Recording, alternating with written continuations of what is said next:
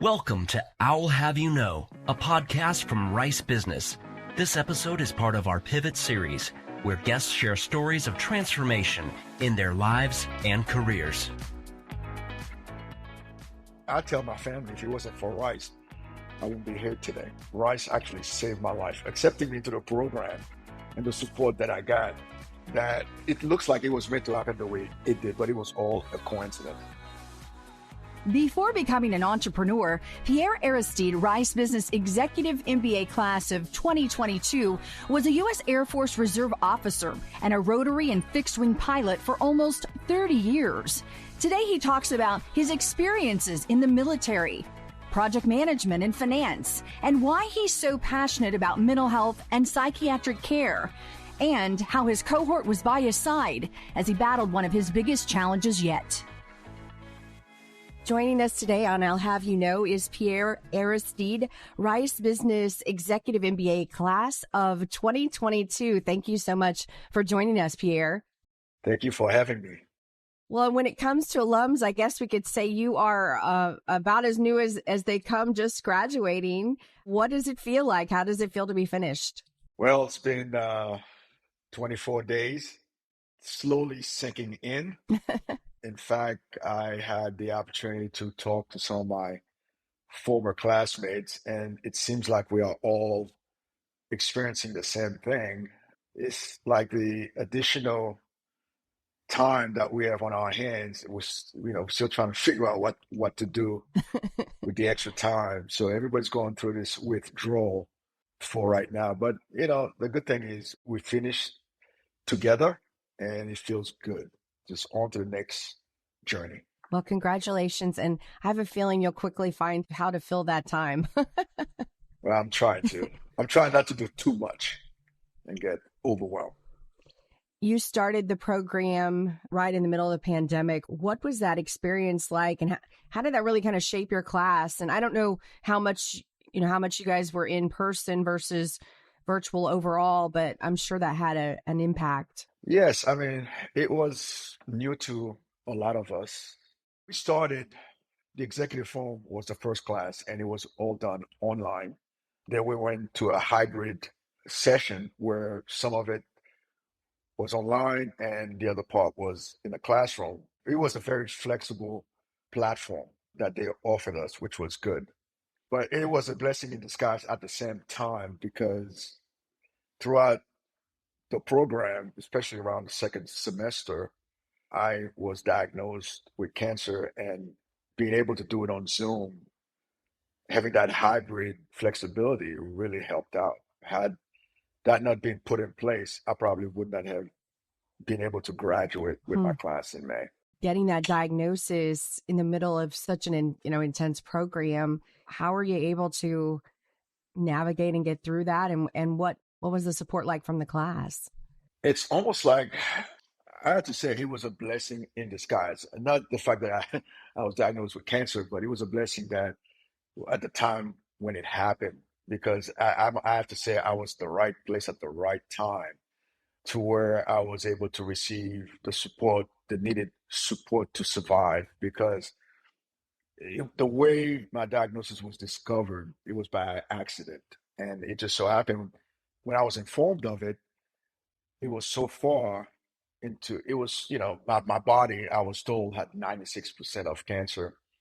And it just so happened I was around the right people. Some of my classmates were collegists. They work at MD Anderson. They were able to step in and have me transition from where I was to MD Anderson. And within 3 months, they put me in remission, and I was able to go back to class. Almost like at the end of the semester, I believe I was able to attend class in person. I tell my family if it wasn't for Rice, I wouldn't be here today. Rice actually saved my life, accepting me into the program and the support that I got, that it looks like it was meant to happen the way it did, but it was all a coincidence. I'm thankful that I was able to attend Rice at the time I was accepted. Well, and we hear so much about the Rice Network, but really in the capacity of a professional setting. And in this case, the Rice Network that you met through school had a tremendous personal impact and outcome. It did.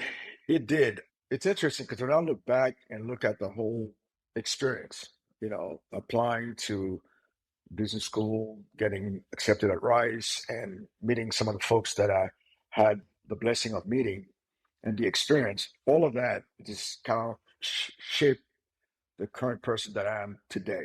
If you ask me who I was prior to Rice, I would describe to you a whole different person. And the person that I am today through, 2 years of experience, all types of things, the pandemic, cancer, and I can name a bunch of stuff, to be able to have been given the strength to navigate through all of them, understanding them and responding to them instead of reacting. It is a blessing that it will leave you differently. It will leave you a different person for the better. In terms of resiliency, there's a quote by Bob Marley. It's like, you never know how strong you are until strong is the only thing left. It's the only thing left you have, So I never knew how strong I was until I started going through these experiences. And I quickly realized you are never given more than you can handle. Whatever you are given, the strength to negotiate that particular challenge also comes with the challenge. You just have to figure it out. Well, thank you for sharing that, and we're so glad that you're in remission and doing so well. Thank you. I want to go back to your path before Rice Business. Quite an interesting journey that you had. I know that you were in the U.S. Air Force Reserves. 30 years you spent?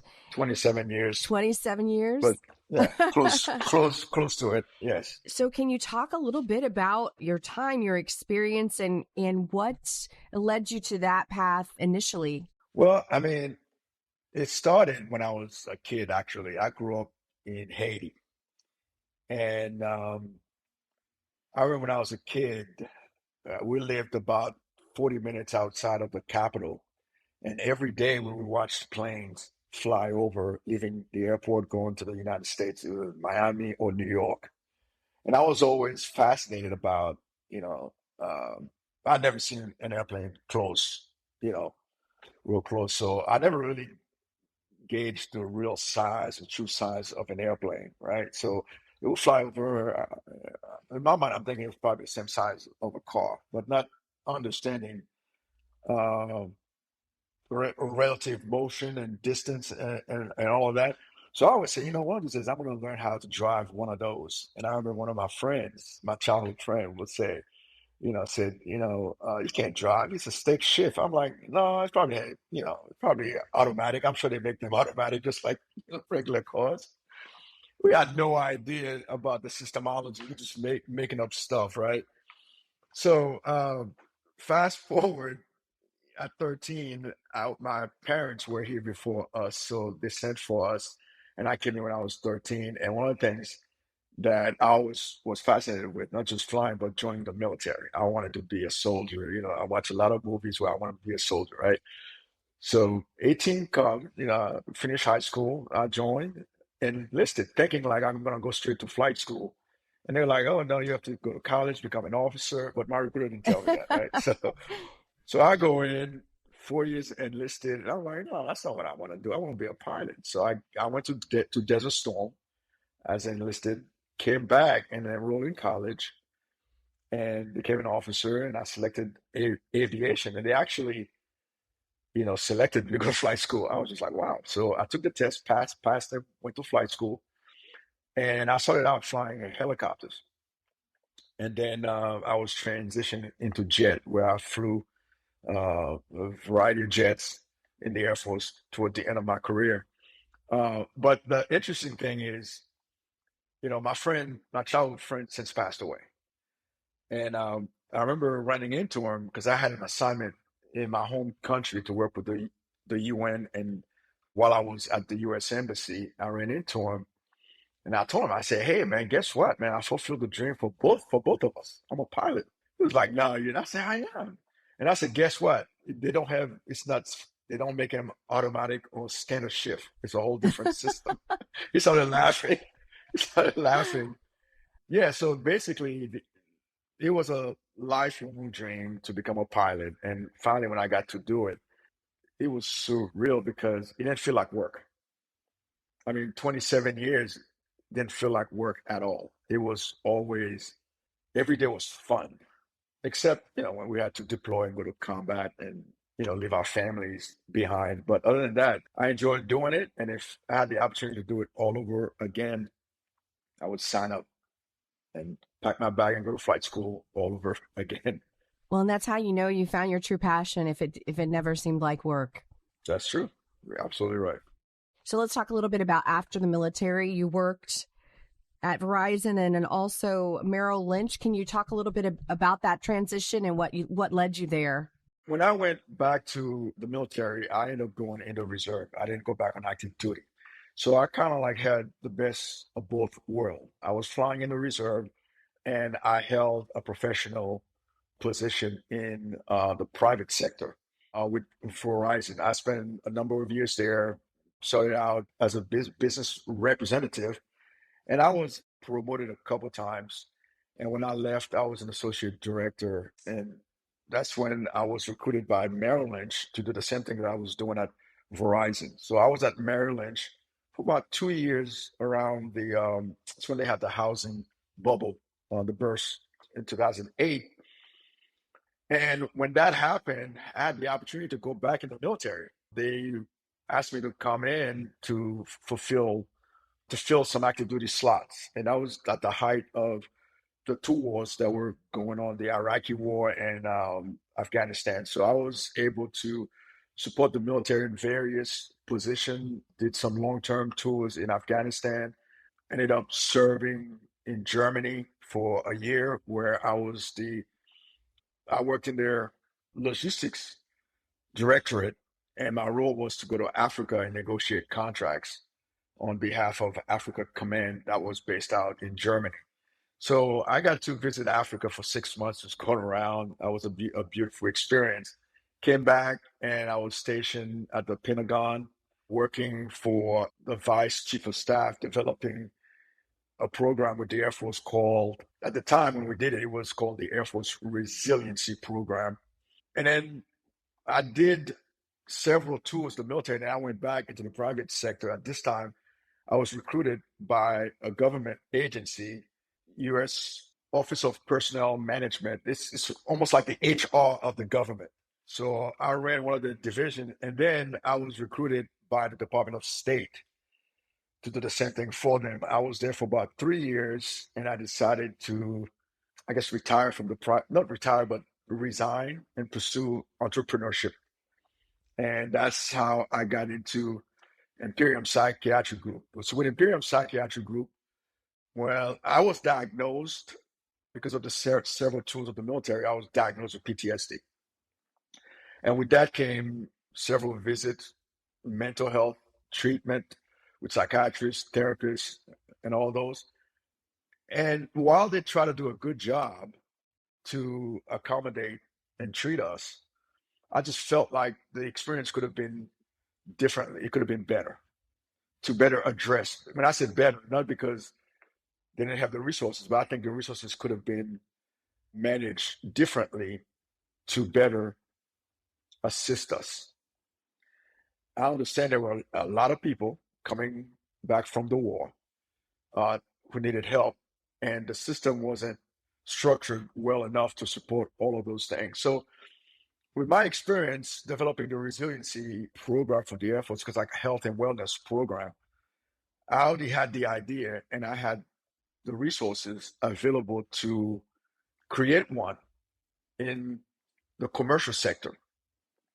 So I did some research and talked to my wife, who's a psychiatrist.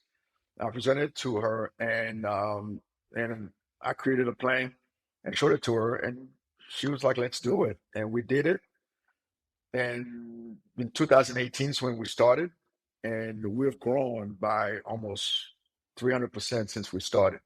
Basically, Imperium Psychiatric Group is an experience. It's designed after the experience that I wanted to have when I was being treated for PTSD. And it's almost like a spa for mental health because that's what I wanted to experience. I wanted to go somewhere where I could be comfortable to talk and don't feel awkward if somebody else was sitting there next to me waiting to be seen. So when you show up to Imperium, what you see is a group of people who are happy to be there and they're talking to each other, collaborating and sharing their experiences. And it's part of the treatment from the time they seek us out to the time they are seen. It's the entire experience is what we strive for, to have a great, positive mental health journey experience. And as co-founder, what have you learned from this experience so far from the actual patients who are using this service? The first thing is the reviews, right? I read all the reviews, and the reviews reflect exactly the experience that I wanted everybody to have. If you ever go on our website, you read the reviews, it's exactly what I was shooting for. Of course, there's always room for improvement, right? But when I talk to patients, one of the things they tell me that's sticks with me is that I don't have to worry about the stigma anymore. Coming here, I feel I'm very comfortable coming here and talk my issues out, and I don't feel judged. And I don't know if other people do it, but it's designed to let them come in and be free to express themselves without feeling that there's something wrong with them. And that's a lot of feedback that I get from the patient. Well, I'm noticing a common thread here when you talk about the things that you've pursued. While your path certainly hasn't been linear, it seems like you've always really followed passion and projects that have a deep connection to something you enjoy or a cause that you feel a personal connection to. Yeah, thanks for bringing it up. I don't know how to be any other way, and I've always been like that, and it wasn't done on purpose. I always felt like if something is worth doing, you should do it well.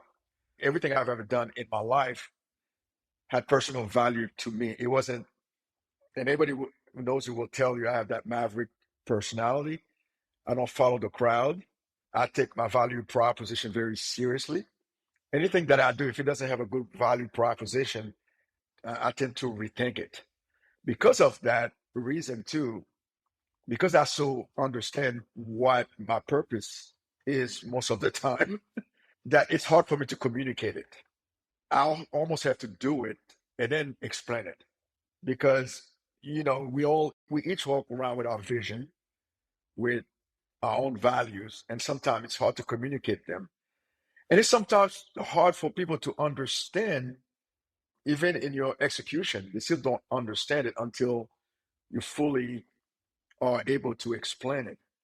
It's one thing I'm working on, but in reality, everything that I believe anybody undertakes, it should be something that has a personal value.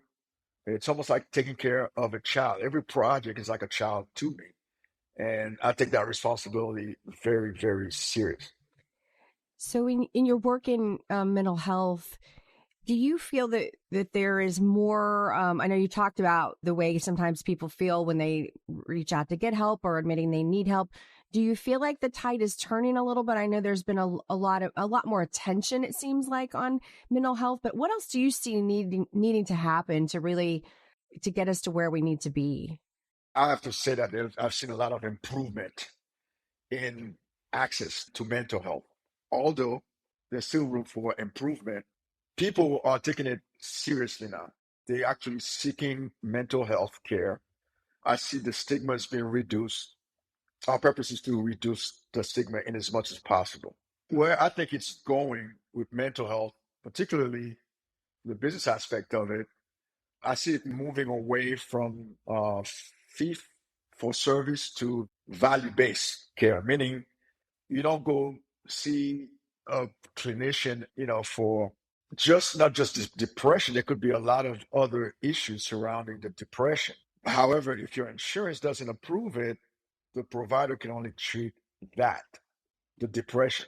Well, you can treat the depression all you want to, but the other underlying issues, if they're not taken care of, you're just going to keep seeing a mental health provider for the rest of your life.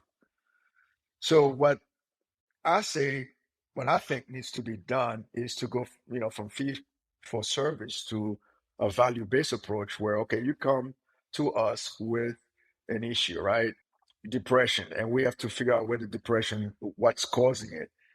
We should be allowed to treat the entire person the way we see fit so they don't have to come back, so they can have a coping mechanism to go and deal with it and actually be healed from whatever mental health experience that they are going through. So the one way, and I see a lot of providers trying to address it. I attended a seminar at the Washington campus around healthcare, and it's one of the buzzword, value-based. Everybody's pushing for it. So healthcare it's not an easy thing to fix. It's huge. It's probably one of the biggest industries out there. It's broken, yes, but how do you fix it? It's a question that everybody's asking.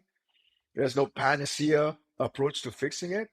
I just think that on my end, as a practice owner, is to try to guide the clinic in that direction as much as possible. So when the time comes, we just go ahead and run with it and take care of our patient in the way that they need to be treated.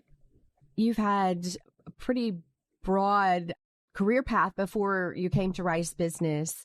What led you to pursue an executive MBA at this point in your career?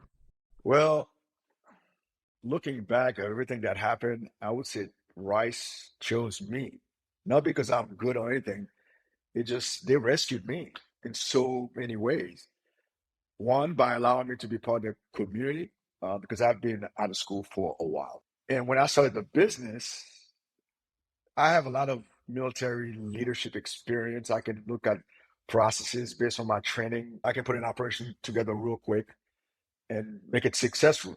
If I have to relying solely on my military experience, I can do that. However, I didn't have the business skills required to scale the business to where it would be as successful as it needed to be. And for that to happen, I needed to understand business. And the best way to understand business as an entrepreneur is to attend business school. And if you're going to attend business school and want to learn entrepreneurship, Rice is the place to be. And to do it at the executive level, it's even gravy. You know what I mean? It's even better. So with that said, it's one institution I have to say, and I spent 27 years in the military, going to different military educational programs. That is one of the most organized, rewarding educational experience I've ever had. Actually, everything I learned, I've applied in my business.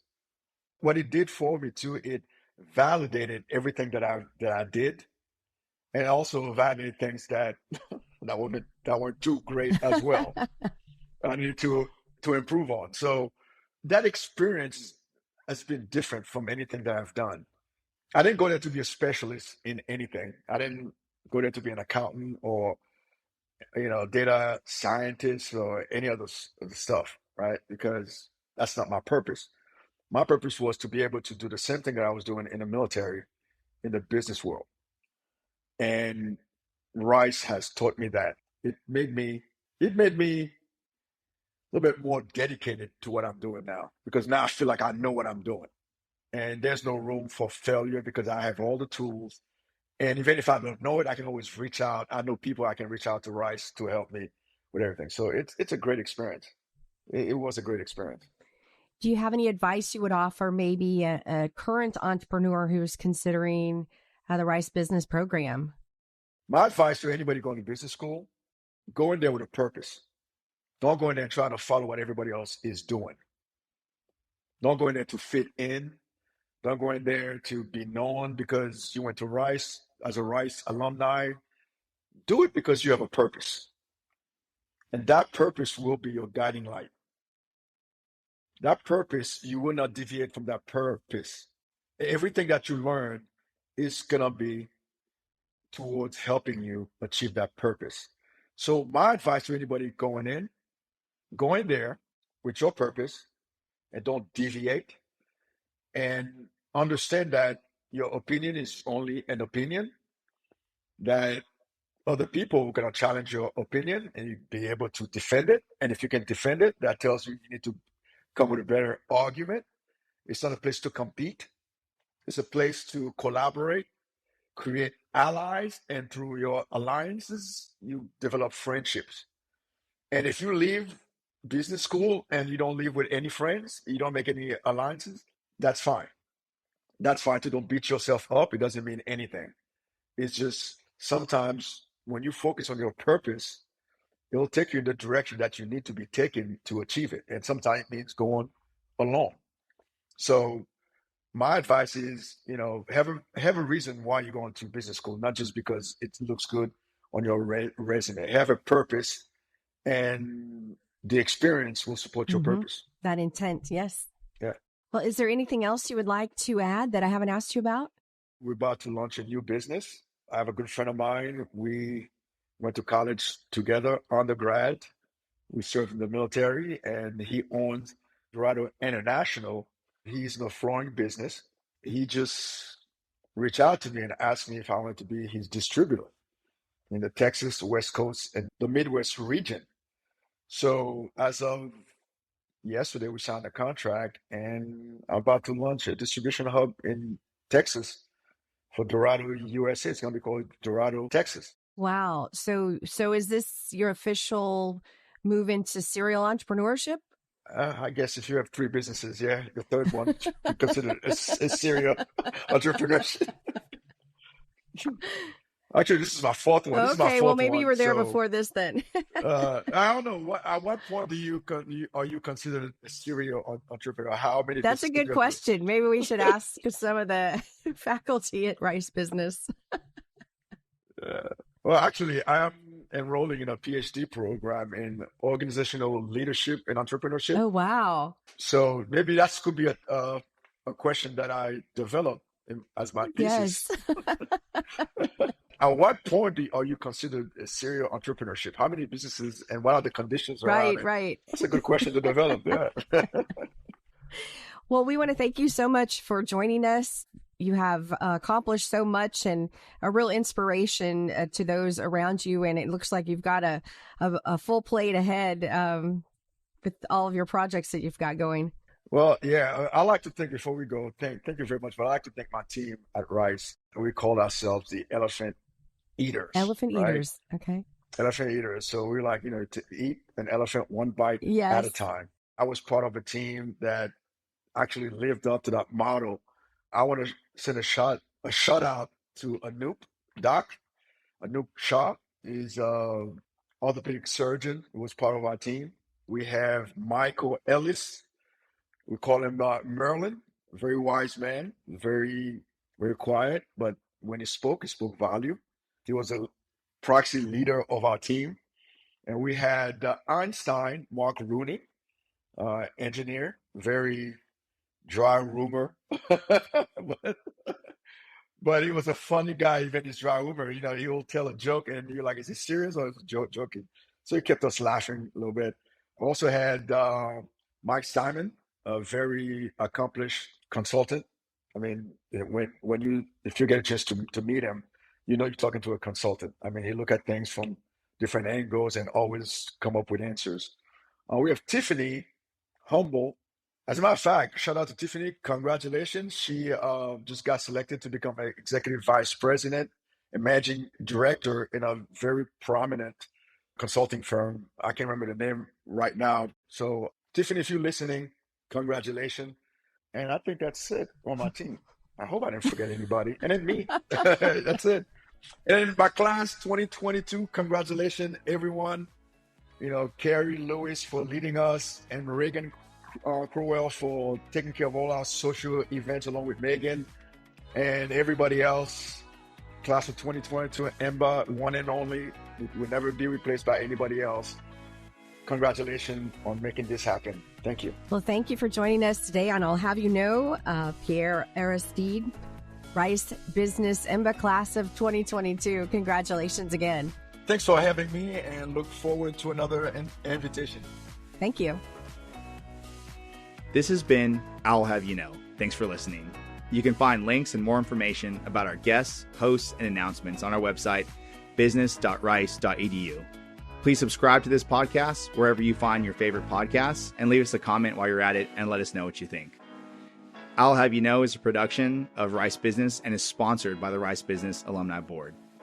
The hosts of I'll Have You Know are myself, David Trugliever, and Christine Dobbyn.